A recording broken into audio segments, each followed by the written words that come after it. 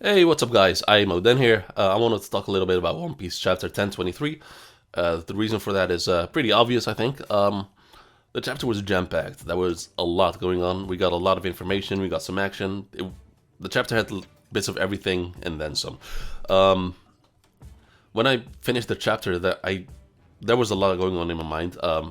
Because it was a lot to process, and a 10 minutes wasn't enough to get them straightened out. So I basically needed all day to just sort all my thoughts out and kind of separate them and kind of look at them more objectively. And that's what I want to do a bit right now, just discuss them for a little bit.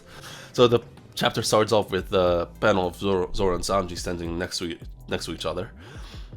One of the father from Kaido's side aims at Zoro and tries to shoot him, but gets interrupted by Kawamatsu, which was good. And then Hyogoro starts doing God's work because he's gotta make sure that no one interferes with the fight between Zoro, Sanji, and King and Queen. And I think the entire fandom is really grateful for that because we don't want any flampe nonsense happening here or whatever. We just want it to be just those two going at it, having a clean fight. It's pirate fight, so it can be that clean. But still, we want for us. It's got to be a clean fight between those four. So then we got a little bit of Whitebeard and Marco stuff. Basically, Marco thinking back. Basically, he sees King and starts thinking about what Whitebeard told him about a certain race living on top of the Grand Line. And Whitebeard says, "I'm talking about the distant past, back when God's Land was up there." And the only link I could make was God Valley, but that's probably way off, and it's probably something completely new that we have never even heard of. So yeah, for this we just gotta wait and see what Oda has to bring us. There's a lot of theories we're going around with, were there multiple races on top of the Grand Line? Why aren't they there anymore? Lots of questions going on. But yeah, it could go anyway. But it could go either way. So then we go back to Zoro and Sanji, and Queen starts shooting the lasers, and they try to dodge. And in that panel, you see that Sanji's kind of hurting a bit, and Zoro asks what's wrong, and Sanji says that he's feeling weird. And hold up. Yeah, so Sanji says that Sanji says nothing. It's just since my second time using the raid suit, I've been feeling kind of off. So I can theorize a little bit more on because we have a lot more information about Sanji. This suit could go lots of ways, but the most popular theory is most definitely that he's a late bloomer in terms of the Germa technology. That that the raid suit is kind of activating it. It's like it's awakening it.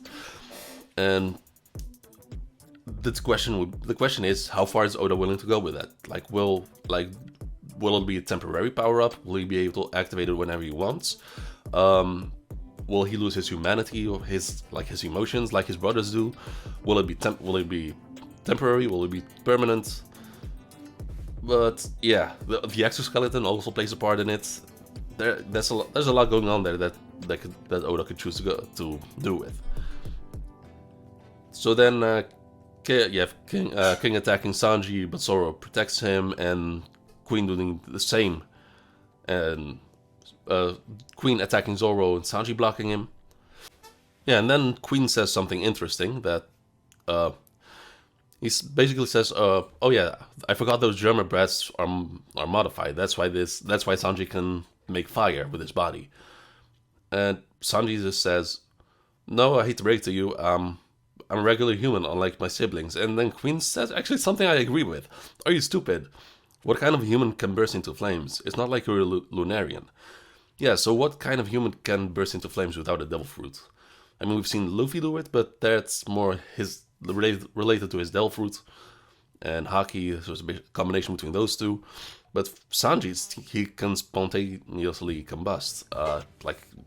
His Hell's Memories is the most notable example of that, with his whole body just exploding into fire. Then Sanji starts attacking Queen, and Zoro attacking King, and then we kind of see what King's sword looks like. He has at the like at the beginning of his sword, there's like these kind of holes engraved where you can catch the blades with and disarm his opponents, which he does with Zoro. And this is something that I missed yesterday during the live reaction. King goes for the punch, and what I thought was Zoro just straight up ate it. But it turns out he actually blocked it with his sword, with Wado Ichimonji. And the sword is actually hockeyed up. So I kind of missed that, but props to Zoro. That's a hell of a feat. Then we got the reveal that King is not technically a swordsman, he's a brawler, which should make an interesting fight. And then we got the big stuff. So it all starts with Kawamatsu explaining why he didn't resist too much with Hiyori giving Enma to Zoro, and then Yogoro basically agrees with him, and he says, "Yeah, I kind of see it too. He looks a lot like Ushimaru Shimotsuki," and basically hinting, or maybe actually confirming that he's related to Zoro. And then we get the reveal that Shimotsuki was a descendant of Ryuma, who was also a Shimotsuki. I think it is the first time actually hearing that Ryuma was a Shimotsuki, because I kind of feel like we heard that before, but I'm not too sure. But I could be wrong on that. And that Ryuma was a one-eyed samurai. There's that too. And after that, we see that Jack is in his hybrid form, which looks interesting. He goes with he tries to smack Inuarashi with his trunk, and just like in Zou, he just blocks it with a punch, and just this time he grabs it and just throws him out into I think that's the life floor area, but I'm not too sure. That's where Inuarashi goes into his Sulon form, and because of the hole in the roof. And I think what the panel's trying to tell us is that the hole was caused by Ashura when Zoro used it against Kaido. That's when the hole was created. Right after that, we see Perospero laying on the ground, and then I think that's... I mean, it's One Piece, so it's probably not, but it seems like this is the last time that we'll be seeing Perospero alive, because it looks like Nekomamushi is gonna shove his pistol hand right up in Perospero's ass. So, and then we got Lost Crew basically panicking because they see Kaido, but well, it's not really Kaido, it's actually Momo, who's been aged up by Shinobu to the age of 28. That's the age when Oden was killed, right? I don't really remember, but I think that's how old Oden was. So Momo looks absolutely beastly, and you had Shinobu crying because he apparently looks a lot like Oden. At least that's the assumption, but that's most likely most likely what he looks like, which I really want to see. I really want to see what adults Momo looks like. So yeah, that was a lot.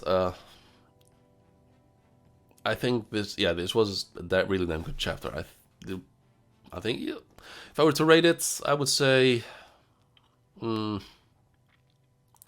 honestly, I don't have any problems with the chapter.